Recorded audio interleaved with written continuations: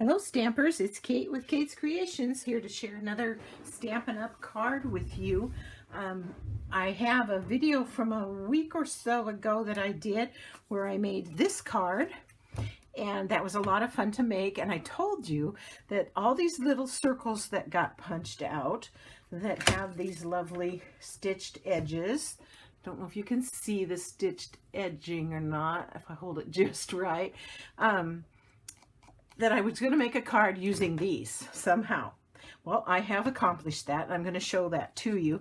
But before I do, I like to share with you that I do more than just card making, and I have some things I wanted to share with you. I made this lovely little piece on my Glowforge laser cutter that cuts wood and all kinds of things, but mainly I use it for cutting wood. And this is a three-dimensional. You can see it's got 3 layers. And it creates this lovely little fall scene with a tree and a pumpkin. Here's a haystack back here and a kite flying up in the clouds. Isn't that lovely? It was so fun to make. You know, if you're thinking of ideas for Christmas, stocking stuffers, whatever, shoot me off a message. We could talk about things that I have that I can make for you. So anyway, there's that. And then today is Monday. Saturday was October 1st, and it was World Card Making Day. And I know that Stampin' Up! Had a special activity going on that I didn't participate in because I had already planned a gathering at my church with some of the ladies. And 2 of my downline helped me, and we got together and had invited 18 ladies to come and make cards. And we had 4 card kits ready to go, and many of them had never stamped before, so there was a lot of a learning curve there and everything, but it went well. We had a good time. Only took us 2 hours to make them all, and I was going to show you some of what we made. And some of these, like this one, this is an original to me. I didn't copy anyone for this one. And so that was one of the kits that we made using that Wonderful World Designer Series paper that was free with the celebration, this past celebration. And I just used my hexagon die, I believe it was. Yeah. And I cut out the flowers and the shapes to use for that and just stick them on. That was so fun to make. Then this was also an original to me. I didn't copy this or anything from anyone, but I did have a lot of foil left over from previous purchases, and I wanted to use it up. And this split card die set that is currently available, was just, I really like it. I really like this lattice work. And so I cut from the Wonderful World Designer Series paper, and I put double-sided adhesive on the back of this, so it would, with the lattice, so it would just be really easy to just peel it and stick it to the foil. And then this is from the Wonderful World stamp set, and it really lovely card, and they had fun doing that. And then my partner, she designed this kit, and I don't know if it was original to her, and I can't say one way or the other, but again, using the Wonderful World and stamp set and Designer Series paper. And of course this is from I believe Color and Contour, the scalloped white piece. And then she did something special with a punch to make the shape of this particular sentiment. But these are the pearls, pastel pearls. And we used daubers and stamped these flowers and the stems with daubers to get the ink colors that we wanted. So that was card number 3 that we made. They may not be exactly how she made them, because when I got home, I just took a couple of the leftover kits that we had and threw them together so I could show you. And then she came up with this idea, which I thought was totally cute, which she cut the houses out from the paper. The leaves are a punch from, I can't remember. And we just, again, used up papers that we had in our stash. And isn't that a cute little card? And she had stamped a flower from Color and Contour and punched it out, and it was part of the design as well, but I didn't have that, and I didn't want to make another one. So I just kind of got the basics. But anyway, that's what we did on World Card Making Day. Leave me a comment. Tell me what you did for World Card Making Day. I would love to hear from you. If you participated in the Stampin' Up! Event, let me know what it was like, how you enjoyed it. Okay, now we'll get into the card that I'm making today. Basic white thick background, scored for, let's see, it's cut 5.5 by 8.5, scored at 4 1/4.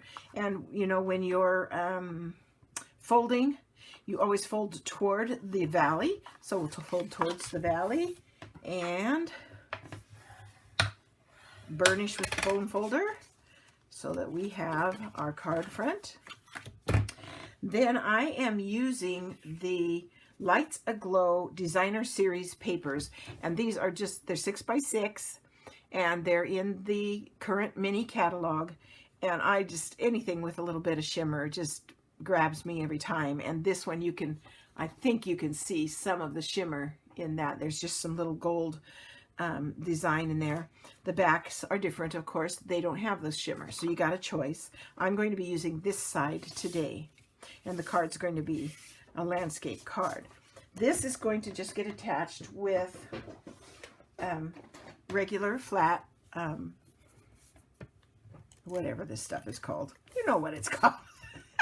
Why does that happen to me? Stamp and seal. I know what it is. I really do. Okay.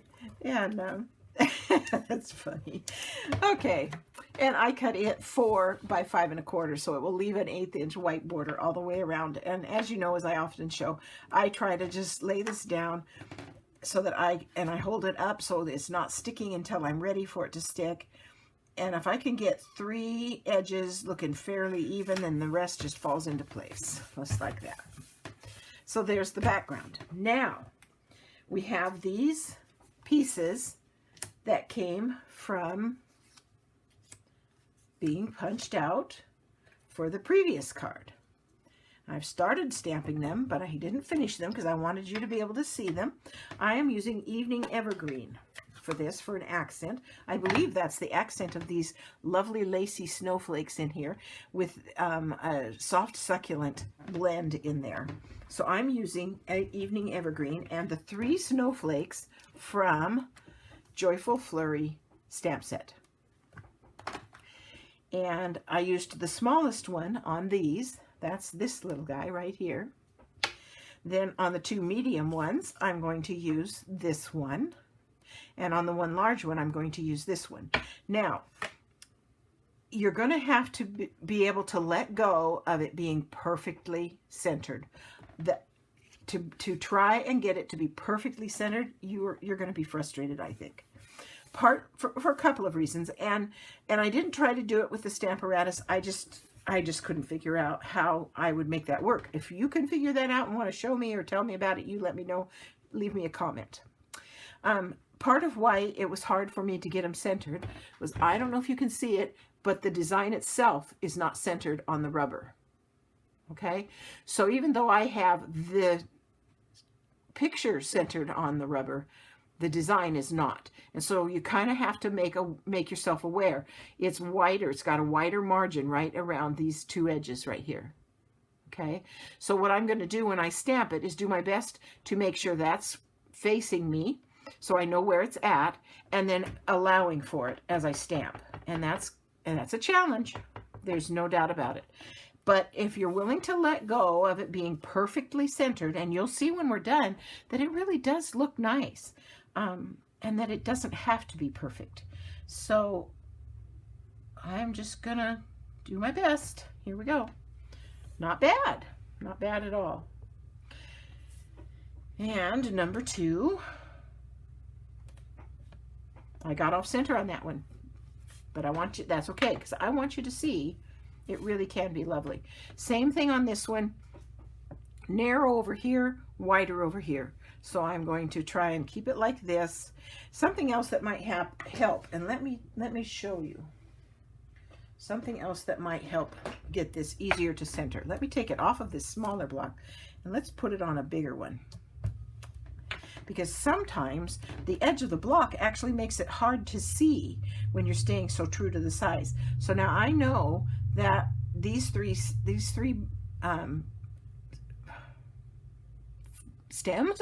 of the snowflake are the ones with the wider border. So I'm going to hold it like this. I'm going to ink it Make sure I didn't get ink where I don't want it. Clean that off so I don't end up with edges. There we go.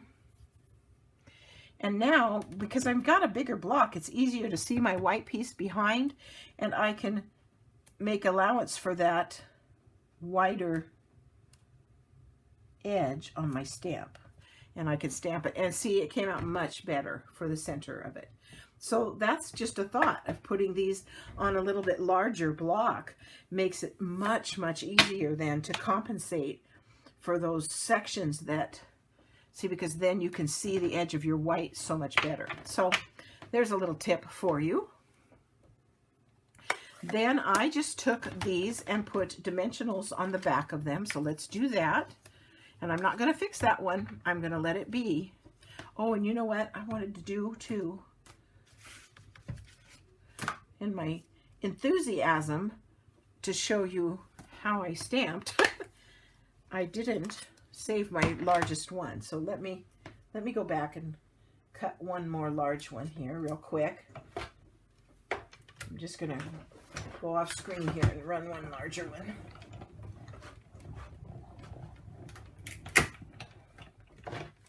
And I don't know, if you had more than one set of these, you could use multiples on your card as well.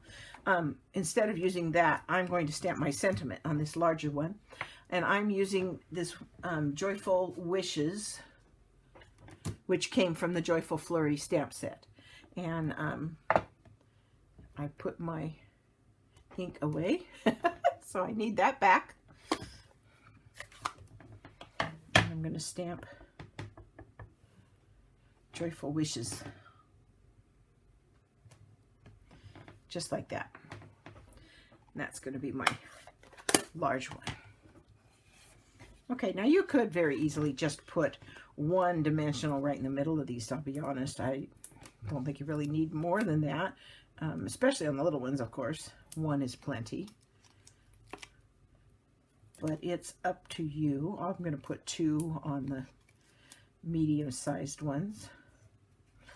And I'm going to put 3 on this one. And I have to show you, you know, they have Stampin' Up! Sells to the demonstrators these, and there other people have them too, these pop-up trash bins, but they're so big I don't have room on my desk for them. So I took my Glowforge and I made a pen box, you know, a pen holder, and these are Stampin' Up! Designs that I took and brought into my Glowforge and engraved on here, which is just gorgeous. And it sits on my desk now to hold these little pieces of stuff so that I don't have to try and clean them off out of the way, and it gives me a quick place to dump them. And it works pretty slick, and it's not so big I can't put it on my desktop, because, you know, I really spread out when I'm stamping. I take up a lot of space, and so I can't have that great big thing on my table. Okay, now I kind of just followed the same pattern as the die. Bring the die over here. And put it on, and put these on so that they were similar. And if you're really picky, you could do it like this. But no, then you wouldn't be able to get the thing up because they're bigger. Okay, there's that one. And then we'll put this one right here. And again, don't get panicked about it being perfect. Just place them. It's just to be fun. There we go.